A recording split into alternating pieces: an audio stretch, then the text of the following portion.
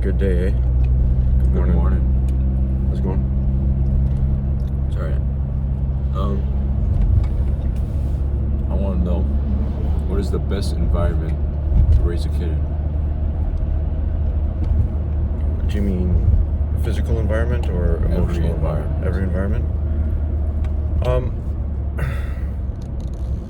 I think there's some good utility in being sort of in like a suburb.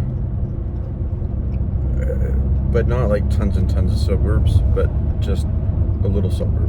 I think just having friends close by that you can go knock on their door and hang out with. I think that's good. I do like the idea of being a little bit outdoorsy, but the thing is if there's no other kids around, I think that could be a bit of an issue because you want to get practice and socializing. So maybe it's like a small little community near the woods, like, forests and parks and everything close by. I think 2 parents is important. I think a few siblings is important, rather as opposed to say a single kid family. Do you think, because you, Todd, 2 kids, do you wish there would have been more? Yes, I do. I always wanted to have another sibling. I always wanted to have a little sister. But a little brother would have done too. Like I would have been fine. Because also Todd was like 5 years older than me. So it was hard for us to like hang out and do stuff together. I was too little for it, kind of thing.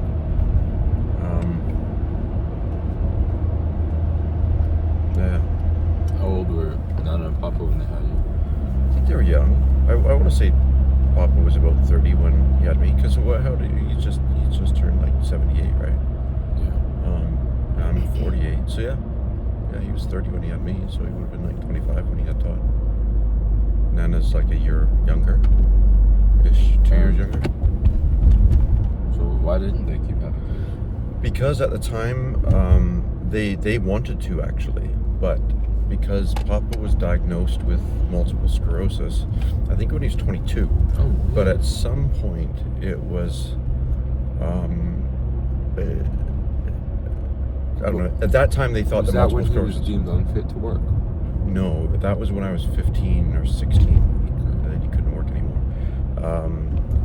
So anyways, they thought it was hereditary at that time, or at least that's what they were told. So nowadays they would say, go for it. You want another kid? Go for it. But back then they were saying they thought it might be hereditary. So so that's why they didn't do it. But yeah, they wanted to, because they both came from big families too. Well, not so big, but not monstrous. There's 5 siblings in each of their families. 5, yes. There's Uncle Don and Uncle Bob and Dad's family, and then Aunt Joan and Aunt Betty. And then Mom had Aunt Jeannie, Aunt Pat, and Uncle Dave. So it actually was just the 4 of them. And man, they lived in this little place. I mean, I remember going there every summer. And there was 2 bedrooms upstairs, so one was for Grandma and Grandpa, and then one other bedroom, and then there was 2 small bedrooms at the bottom of the stairs too. But it wasn't even a 2-story house. It's like you go up the stairs, there's 2 bedrooms and a bathroom, and that's it. You go down the stairs, there's 2 bedrooms, and that's it. And then so it was like a really small house, and there was still 6 of them in it. I want to have a lot of kids. Kids are fun. I'm glad that we had lots of kids. Like that's for sure. Yeah, but I want to have like 5 or 6 or something. I don't know. Yeah. It definitely keeps you busy, right? You don't get bored.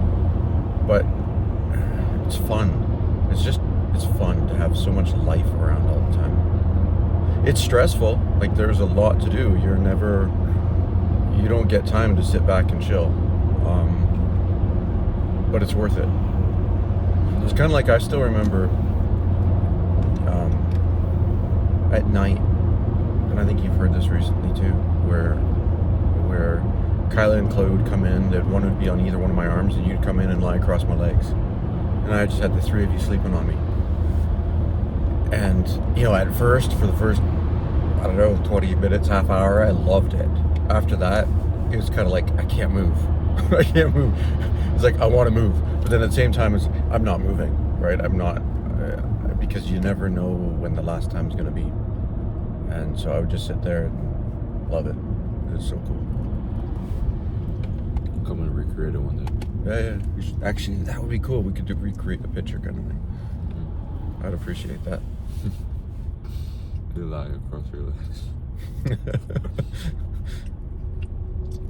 Yeah. No, so lots of kids, other kids around in the neighborhood.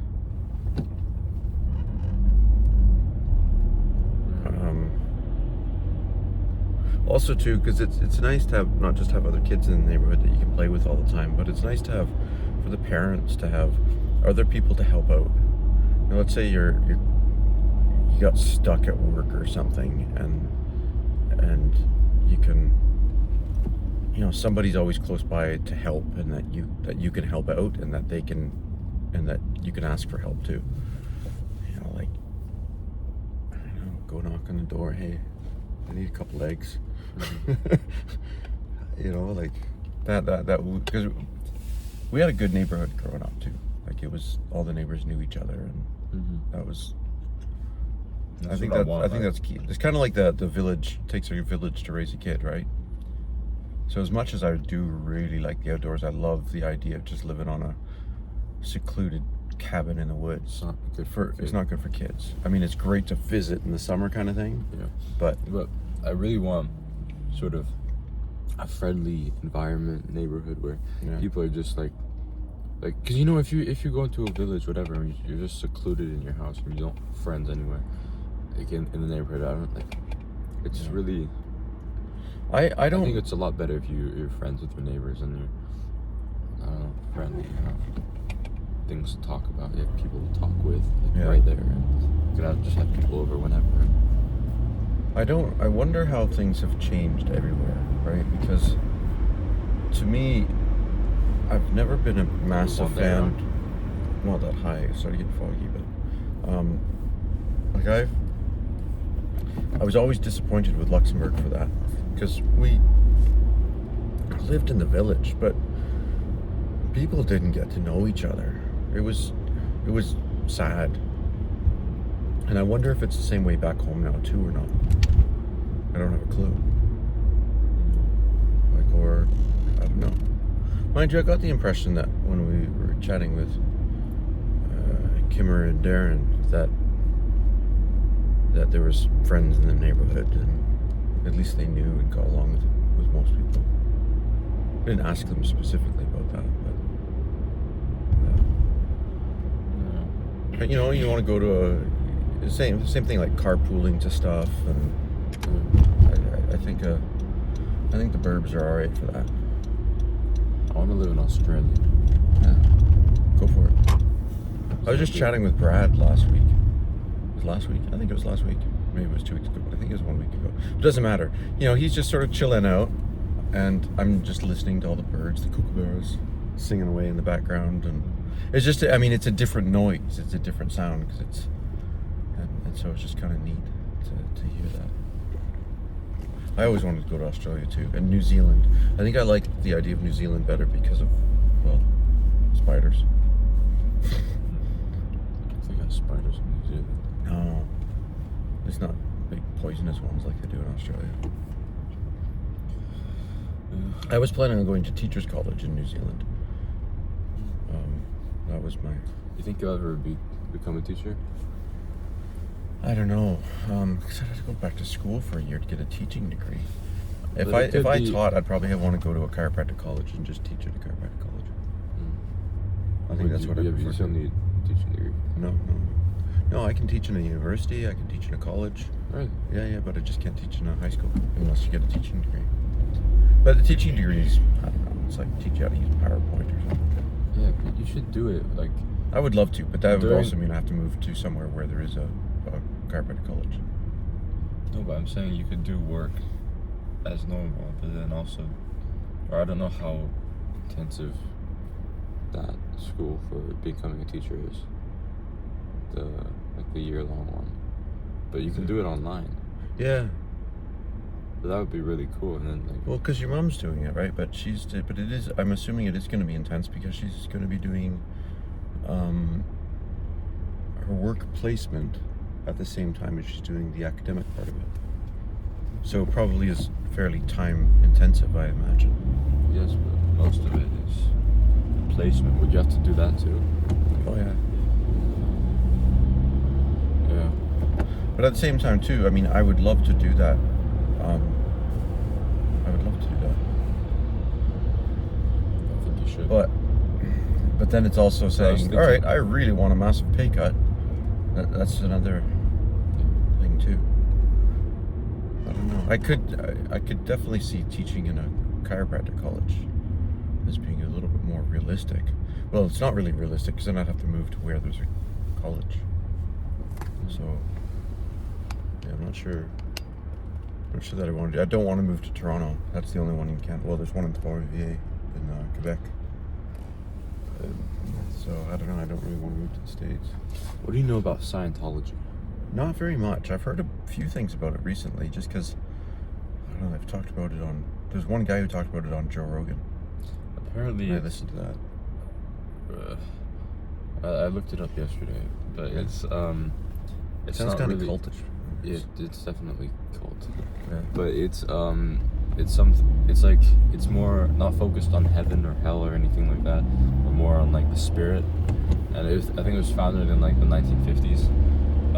And yeah, so they believe that there's certain things that you can do on Earth that can help better your spirit for afterwards. Oh, I heard some kind of. But it's like some sort of thing where you sign papers or whatever, and you basically give everything, Right. every part, all your assets, all your money to this church, and you can't do anything. They Like must be happy that they've got Tom Cruise and John Travolta. Really? That's big. Yeah, they're both Scientologists. Really? Oh yeah. Yeah. Well, yeah, and then like apparently they like lure people in, like they don't really tell them what it is, and then they kind of like force them to do it without. And then when you get to like the highest level that you think that there is, then they made up more levels afterwards. Yeah. But my physics teacher yesterday was saying he got first handed a Scientology pamphlet on Yonge Street in Toronto. On Yonge Street in Toronto. So Yonge Street's the longest street in the world. So yeah. Did you join?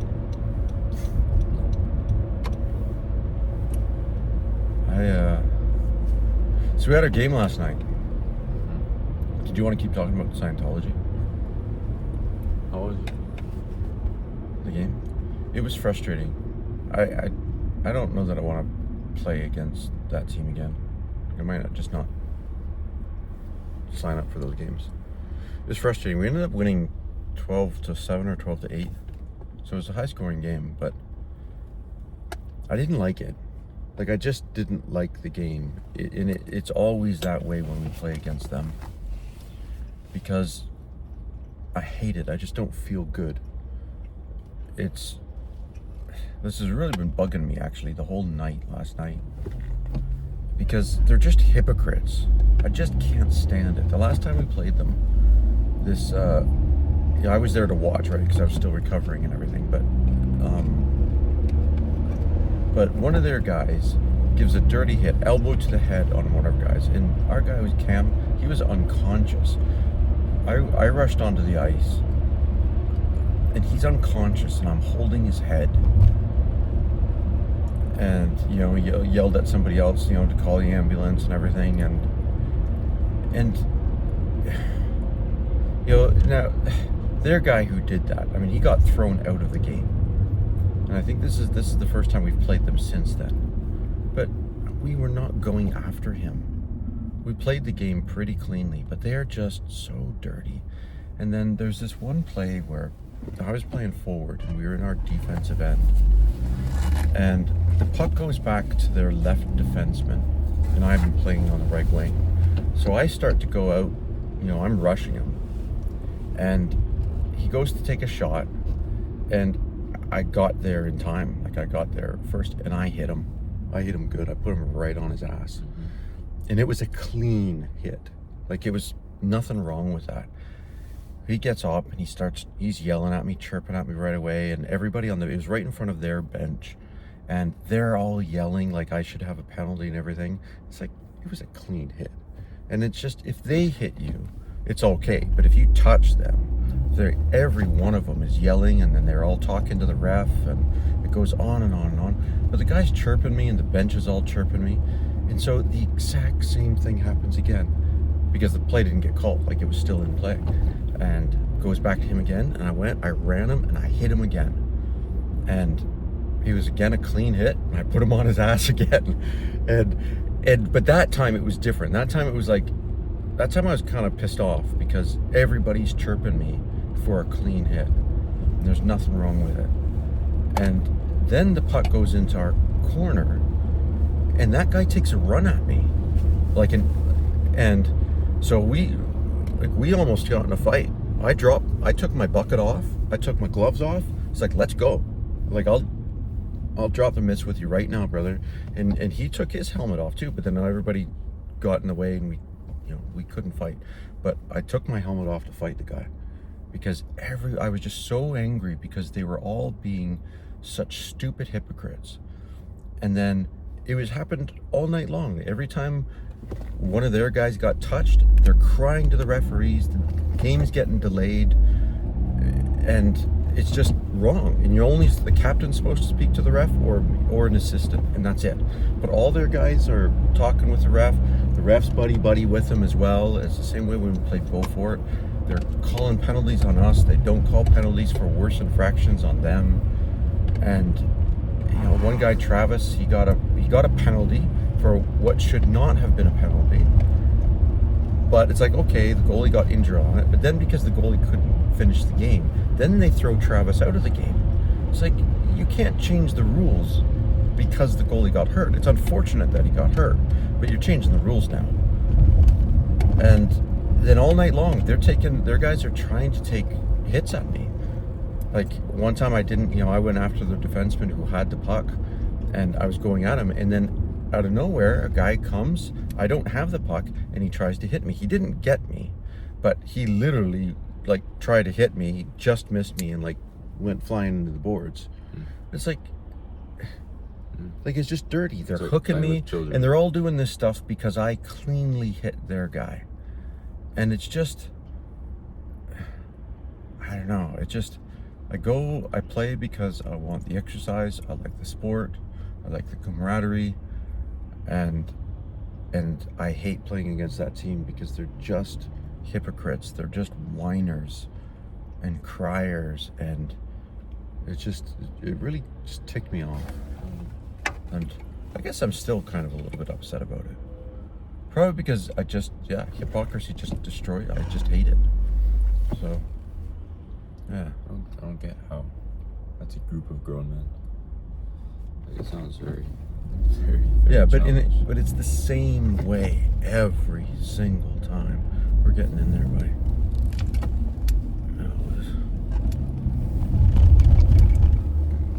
So that's my story. So we lost Travis. I was out. I had a 10-minute misconduct. For dropping the gloves. Yeah. The other guy got 10 minutes as well. But the thing is, they gave us 10 minutes for fighting, and we didn't even. I was like, we didn't get to fight. Give us a penalty, sure, fair enough, but come on. But actually, I wouldn't even say, I don't think either one of us should have a penalty, because we didn't fight. My hits on him were clean. So really, they're just giving us a penalty just for chirping each other. Okay, but they also want to kind of... They want to keep it in control. The idea of fighting. Yeah, fair enough. Which I agree with. Yeah. Especially when it's... I mean, on one hand, I would like to see you lay another guy out. Oh, you guys would have loved that game. Well, you would have loved it and you would have hated it. Because you guys would have been screaming your butts off. Yeah. And then if we got to fight, if we would have been able to fight, then afterwards, I would have been like, Coby Dallas boxing. No. Wait, you tell me which guy it was. I'll find him in the parking lot.